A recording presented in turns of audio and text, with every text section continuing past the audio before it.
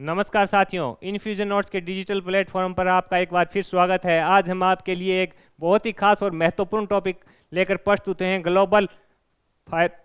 Global जो index होती है सैन्य शक्ति की, वो आज जारी कर दी गई है। उस पर भारत की स्थिति क्या रही है, कौन सा देश प्रथम है, इस पर हम विस्तृत रूप से चर्चा करने के लिए आपके सामने प्रस्तुत हैं। हमारी टीम ने बहुत ही बेहतरीन कंटेंट तैयार किया है। इससे संभावित कोई पर्सन बनेगा तो इससे बाहर नहीं जाएगा। आपके लिए सभी प्रतियोगी परीक्षाओं के लिए रामबाण साबित होगा। तो आइए शुरुआत करते हैं सबसे पहले आज के टॉपिक की। ग्लोबल फायर पावर की रिपोर्ट 2023।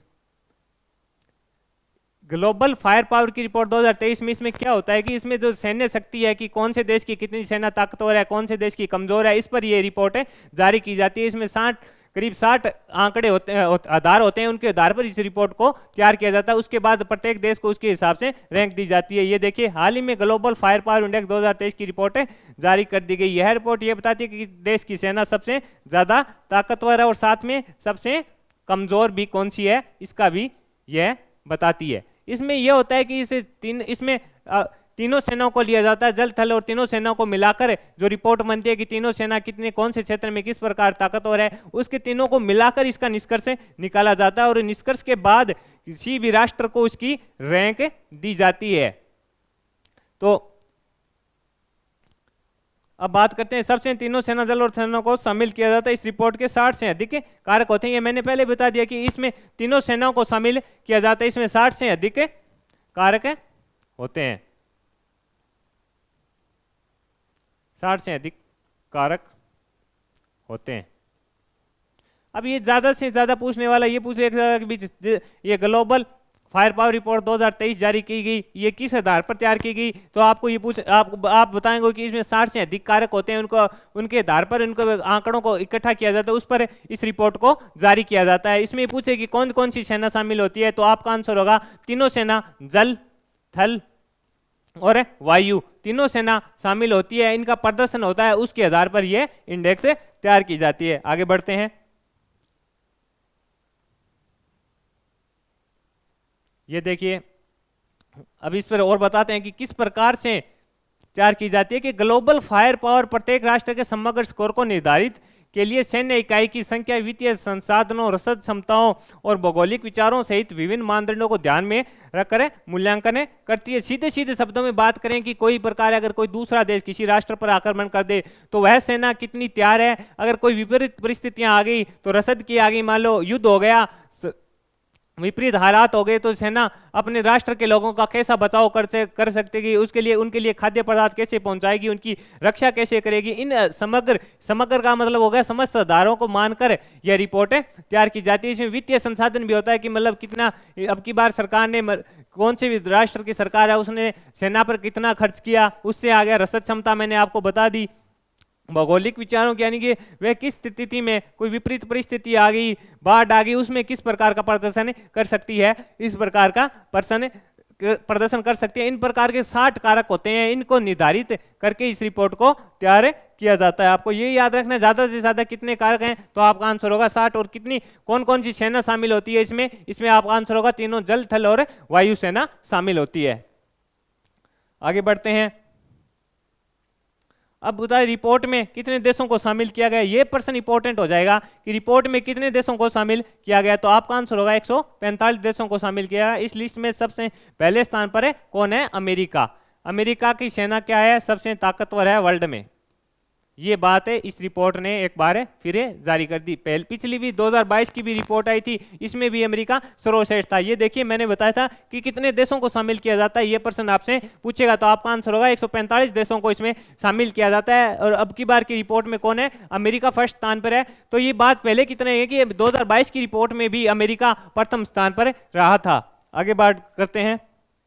रूस और चीन क्रमशः दूसरे और तीसरे स्थान पर है। ये देखिए, रूस कौन से स्थान पर है, दूसरे, और चीन तीसरे स्थान पर है। यूक्रेन के साथ रूस का युद्ध चलते हुए करीब 1.5 साल का टाइम हो गया है, जिसके बावजूद भी रूस की सेना आज भी वर्ल्ड में दूसरे स्थान पर है। ये बहुत ही रूस वासियों के लिए गर्व की बात होगी कि इतने लंबे समय के संघर्ष के बाद भी यूक्रेन के साथ, जिसमें यूरोपीय देश सारे जो यूक्रेन का साथ दे रहे हैं, उनके सामने भी सेना कड़ा संघर्ष कर रही है। रूस की सेना अभी तक पीछे नहीं हटी है, उसके बावजूद इसकी रैंक है। दूसरी है कि इतना खर्च हो गया सेना पर, इन्वेस्ट हो गया सरकार का, फिर भी सेना की इतनी हानि होगी, फिर भी सेना आज दूसरे स्थान पर काबिज है। तो चीन की बात करते हैं, अपने पड़ोसी देश की। चीन कौन से स्थान पर है? तीसरे स्थान पर है। फर्स्ट स्थान पर आपको पूछेगा तो कौन हो गया? आपका आंसर होगा अमेरिका। दूसरे स्थान पर पूछेगा तो आपका आंसर होगा रूस, और तीसरे स्थान पर पूछेगा तो हमारा पड़ोसी चीन।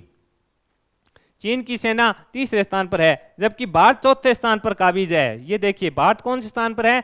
चौथे स्थान पर है, काबिज है। भारत का पूछेगा स्थान कौन सा है? चौथे स्थान पर है, काबिज है। ये 2022 में भी भारत चौथे स्थान पर था। ये 4 टॉप देश हैं, ये 2022 में इसी स्थिति में थे। मतलब 2022 में अमेरिका पहले पर था, दूसरे पर रूस था, तीसरे पर चीन था और चौथे पर इंडिया भारत था। अब की 2023 की में भी ये स्थिति है, अमेरिका फर्स्ट पे है, दूसरे पर रूस है, तीसरे पर चीन है और चौथे पर इंडिया है।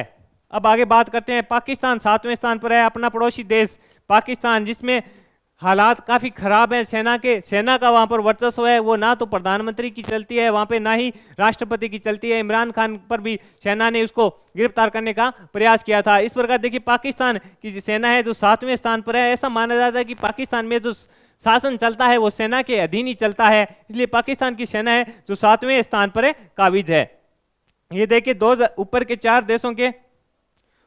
चार देशों की रैंकिंग में कोई बदलाव नहीं हुआ। ये भी प्रश्न है, मैं आपने पहले भी बताया था कि 2022 में जो टॉप 4 देश थे वही अब अपने सेम स्थान पर हैं। पाकिस्तान 7वें स्थान पर पहुंच चुका है। आगे बात करते हैं, अब यहां से क्या प्रश्न पूछा गया कि इस ग्लोबल फायर पावर इंडेक्स कौन सी थी? 2023 की थी। कौन सी थी? 2023 की थी। इसमें यह पूछेगा कि इसमें रिपोर्ट क्या बताती है, तो आपको ये प्रश्न पूछेगा कि ग्लोबल फायर पावर रिपोर्ट 2023 हुई, इसमें किसकी जानकारी दी जाती है? तो आपका आंसर होगा कौन से देश की सेना सबसे ज्यादा ताकतवर है, इसकी जानकारी दी जाती है। इसमें जल थल